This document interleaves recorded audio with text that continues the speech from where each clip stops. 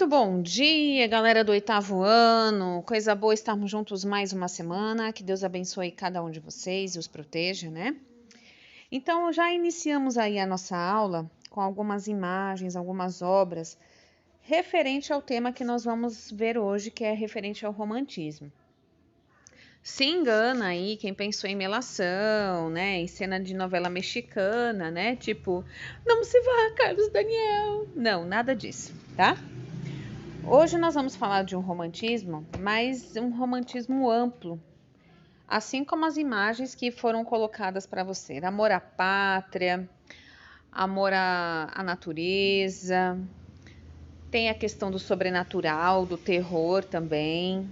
Então, não vai ficar só na melação, tá? Então, peguem aí o livro 2, a correção da atividade passada. Eu vou colocar a parte no grupo, tá ok? E preste atenção no que eu vou dizer. Para finalizar, eu não vou postar a correção hoje, porque como eu falei para vocês, eu quero para nota. E como eu sempre sei que tem sempre aquele que parece que vive no planeta lá na Lua, né? Que tem alguns que não vão fazer na data certa. Vai ter até hoje às 6 da tarde para me mandar. Então eu vou mandar a correção dos exercícios, mas para finalizar a gente corrige a semana que vem, tá bom? Vamos iniciar aí a nossa aula. Romantismo. Romantismo europeu, uma reação às grandes mudanças. No fim do século XVIII, a França foi tomada por um sentimento de liberdade, estabelecido pela Revolução Francesa. O lema da República Francesa era liberdade, igualdade e fraternidade. Teve como inspiração a Declaração dos Direitos do Homem e do Cidadão, escrita em 1789, e sintetiza o projeto de país que se vislumbrou a partir de então, né? E aí aqui nós temos uma obra que foi feita aí em julho de 1789, retrata aí a Bastilha, a fortaleza construída em Paris, utilizada como prisão e foi invadida, né, e tomada pelos burgueses, tomando aí se tornando símbolo da Revolução Francesa, certo? A tomada da Bastilha. E isso aí vocês já devem ter visto em história, e se não viram, vão ver, ok? Mas a questão é o seguinte, esse quadro, a gente pode falar que é um quadro romântico, porque ele vai falar aí, né, do ideal francês de pátria, e mostra aí o amor à pátria de alguma forma. Eles estavam lutando por essa liberdade, igualdade e fraternidade, tá? Vamos aí, seguindo. Com a tomada do poder francês por Napoleão Bonaparte, em 1799, os ideais de liberdade sonhados foram enfraquecidos pelo regime ditatorial. Além disso, o progresso material decorrente da Revolução Industrial, iniciada na Inglaterra e na segunda metade do século XVIII, trouxe consequências sociais bastante negativas. Entre elas, a substituição de grande parte do trabalho manual pelas máquinas, né? Então, as mudanças tão sonhadas, né, também trouxeram algumas coisas que eles não tinham pensado, não tinham feito as consequências, né? Que a Revolução Industrial desbancou muitas pessoas de seus empregos, né? Esse cenário político e social despertou em alguns artistas do período de sensação de descontentamento. A razão pregada pelo iluminismo, como já foi estudado aí em história por vocês.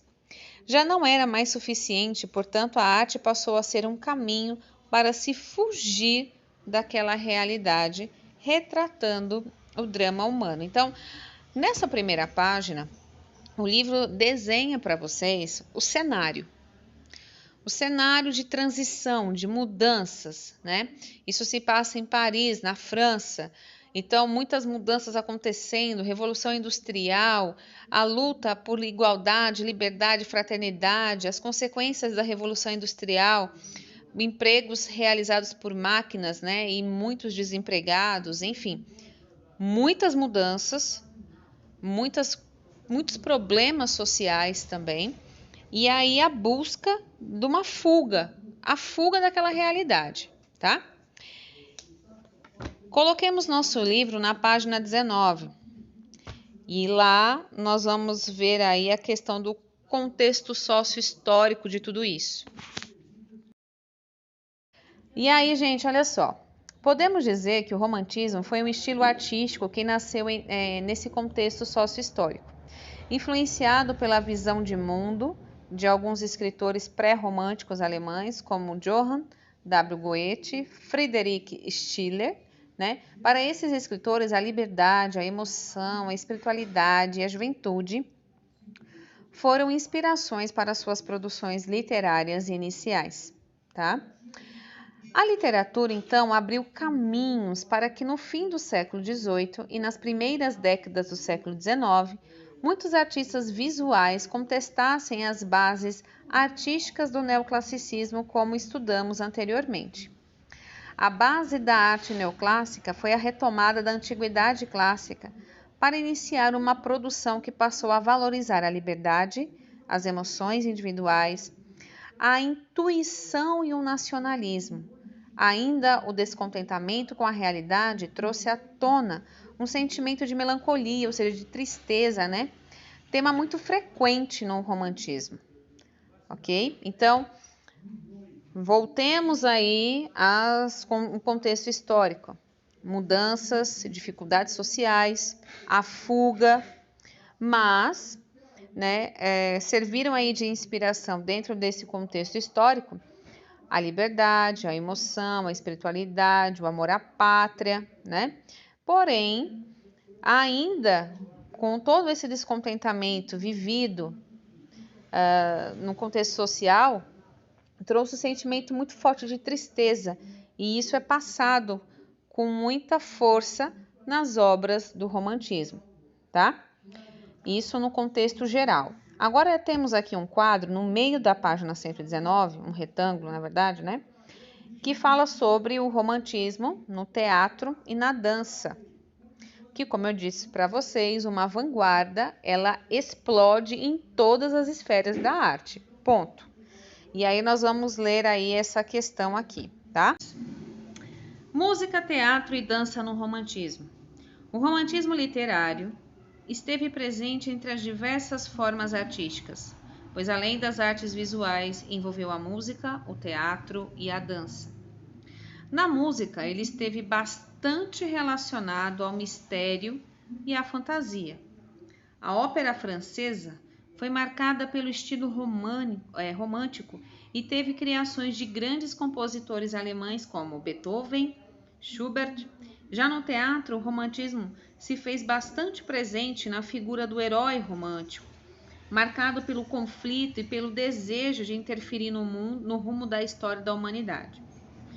Em cena, todo esse panorama era expresso pelo destaque de particularidades do contexto social em que a narrativa se passava, pela marcação clara dos tempos históricos e pela ênfase nas características psicológicas do herói. Então, aqui nós temos um raio-x bem rapidinho do romantismo literário. Tem o herói, né? Tem a questão aí também da música que foi destacado, com o Beethoven, né? Que é um representante. Então, vamos lá. Na dança, o romantismo se consolidou pela importância dada à sensibilidade. O corpo do bailarino passou a ser trabalhado como um veículo poético de emoções. Destacaram-se os gestos mais fluidos, as roupas mais leves e o uso de sapatilhas com ponta, característicos da técnica romântica, tá? A temática sobrenatural que envolvia o mistério e os sonhos também se evidenciou, como pode ser visto na dança coreógrafa Lassfield, Assifield, né? Marco do balé romântico, que mostra a relação de amor entre o mortal e o espírito, né? A Sylphide é como se fosse a Butterfly, a Barbie, né? Lá no filme Butterfly, é uma mulher com asas de borboleta, uma fada, tá? A Sylphide era isso. E aí, nesse musical aí, ela ganha essa característica, mas a história é bem legal. E aí, mas aí é uma coisa que vocês vão pesquisar hoje, é a história da Sylphide, tá?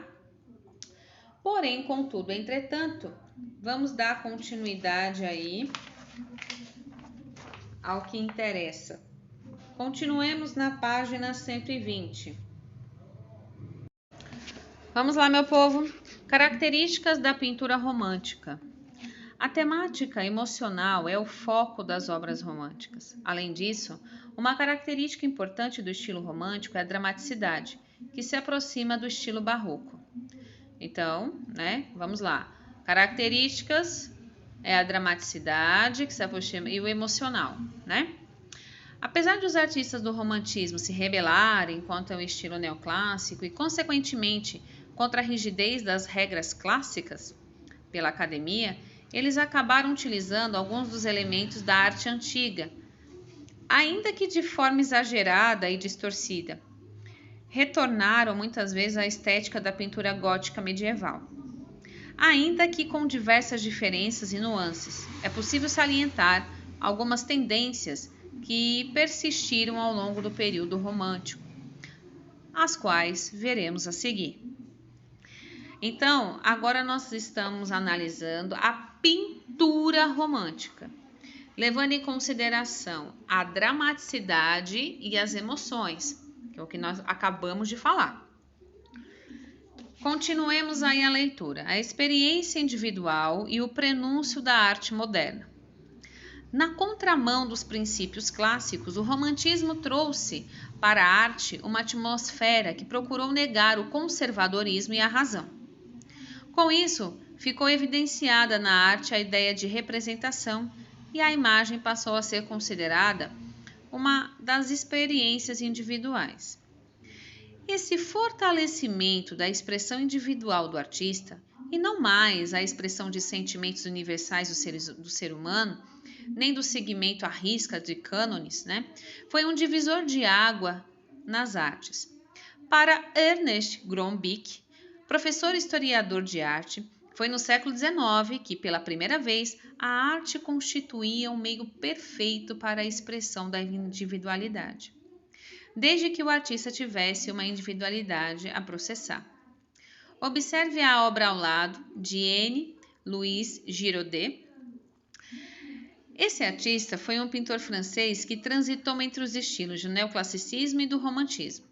Apesar de seguir a técnica neoclássica de seu professor e também francês Jacques-Louis David, Giraudet valeu-se de uma cena bíblica para mostrar a obra, cena do dilúvio. Sua originalidade pessoal e a forma individual de representar o que sentia, como veremos a seguir, muitos pintores românticos, para atingir esse objetivo, intensificaram a carga emocional que a experiência pessoal provocava neles por meio do uso da cor, luz e contraste. Então, a gente volta a falar sobre as características da pintura do romantismo, que é a dramaticidade e as emoções. E também a gente percebe aqui a experiência individual. O que está importando agora é o que o artista sente, não mais o que a humanidade quer, e sim o que ele quer.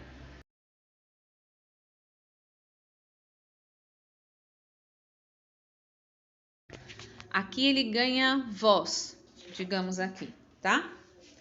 E para demonstrar isso, eles utilizavam aí por meio da cor, luz e o contraste do claro e do escuro, né? Aqui você vê as pessoas brigando, né? Por conta do dilúvio, tentando entrar na arca, né? E a gente percebe uma dramaticidade bem grande, né? Nesse quadro. Uso da cor. A pintura era o que representava a verdadeira arte moderna, e a pintura construída por meio da cor, a verdadeira pintura. Na visão do poeta, a grande pintura era a expressão do que se sentia por meio do uso da cor. Por isso, em sua concepção, o artista francês Delacroix era o grande principal pintor. Coloquemos o nosso livro na página 121. Mais que mostrar o tema da obra, Eugène Delacroix e outros artistas românticos desejavam claramente que o espectador pudesse participar da cena e sentir a emoção que aquela ação despertava. Para tal, davam mais destaque ao uso da cor que à precisão dos traços, que é o caso desse quadro chamado Exercícios Militares. Então a gente percebe realmente que a cor é o que predomina nesse quadro. Na tela Exercícios Militares Marroquinos de Delacroix, é possível observar a falta intencional de precisão nos traços, que delineiam as formas figurativas. Para o pintor, o mais importante era a carga emocional da ação retratada, obtida pelo uso das cores e do recurso de luz e sombra constratadas, né? Que é a questão do contraste, né? Do claro e do escuro, que dá esse movimento, essa ênfase à cor, né? E por último, não menos importante, por hoje, tá? Que eu vou parar aqui na 121. Diante da insatisfação gerada pelas consequências dos contextos históricos e socioeconômicos da sociedade europeia, como vimos no início da unidade, os pintores românticos, sentindo-se em um mundo hostil, passaram a utilizar como tema em suas obras um universo carregado de emoções e sonhos, muitas vezes com uma atmosfera sobrenatural e de horror, que podia conter feitiçaria, aparições e violência. O artista espanhol Francisco de Goya, de 1746 a 1828, decorou a sua residência com 14 murais, cujos temas eram ligados ao horror e vinham exclusivamente de sua imaginação. Saturno devorando um de seus filhos. Um desses murais trata de uma cena mitológica, na qual o deus romano Saturno é tomado por pavor diante da profecia de que um de seus filhos o destruiria. Então, aqui você vê o deus Saturno, né, comendo o filho, engolindo o filho, né, que vocês também vão pesquisar hoje. Então, aqui a gente está falando de uma vanguarda, o romantismo, só que a gente não está falando só do amor romântico, do blá blá, da coisinha, da fofura. Nós falamos aqui de problemas sociais, nós falamos aqui da conquista individual de expressão, nós falamos aqui do amor à pátria, nós falamos aqui da desesperança e a fuga da realidade. Nós falamos aqui do sobrenatural e do horror, tá? Então, a aula de hoje, ela vai ter essas pegadas, essas características. Vocês vão pesquisar essa lenda mitológica de Saturno devorando seus filhos. Vocês podem até colocar esse subtítulo que vai aparecer a lenda. E vocês vão procurar também pesquisar a história da Sílfide. Só que não só isso. Vocês vão pesquisar a história da Sílfide, a peça teatral, a Sílfide, e é uma história. E é um balé, mas tem uma história. Um balé dramatizado. E vão misturar esse deus Saturno. E também vocês escutem o que eu vou falar, escutem o que eu vou dizer, para depois dizer, professora, eu não entendi, né? Escuta, abra o ouvido. Vocês, prestem atenção, vão pesquisar e vão escrever a história da Sílfide e vão escrever a história de Saturno, né? Devorando aí os seus filhos. Por que ele comeu os seus filhos? Vocês vão escrever isso no caderno. Depois que vocês registrarem isso no caderno, vocês vão criar uma história que envolvam esses dois personagens, a Sílfide e Saturno. E você vai mudar os dois, tá? E o que vocês vão fazer? Os elementos aqui que nós vimos do romantismo, para vocês criarem essa história, ele tem que ter dramaticidade, recurso de cores, né?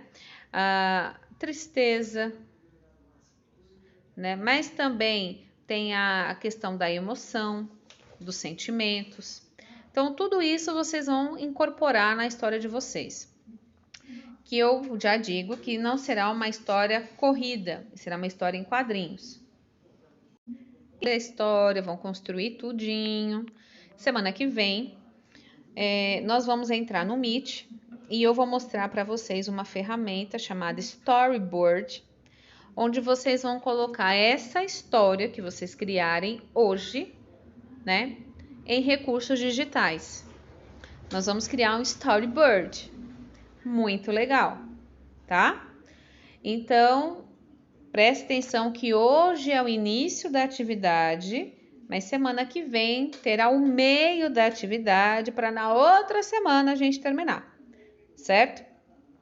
Então, vocês vão pesquisar a história da Sílfide, Saturno e vão, né, que é um deus titã, que é, digamos aí, pai de Zeus, Poseidon e etc., e vão juntar esses dois personagens em uma história com os elementos do romantismo que nós acabamos de ver. E semana que vem nós vamos colocar isso em prática através de uma ferramenta digital, ok? Sem mais delongas, porque vocês têm muitas coisas para fazer, né? Eu vou encerrar a aula por hora. Hoje nós fizemos de uma forma diferente, porque hoje é melhor fazer o vídeo, tá bom? E aí, semana que vem, a gente abre mais o espaço para vocês falarem. Fiquem bem, pessoal. Até a próxima aula, se Deus quiser. Nos vemos na aula de religião essa semana ainda. Fiquem com Deus, cuidem-se e até breve. Quem tiver alguma dúvida, é só mandar no privado. Mas eu acho que ficou bem claro. Tchau!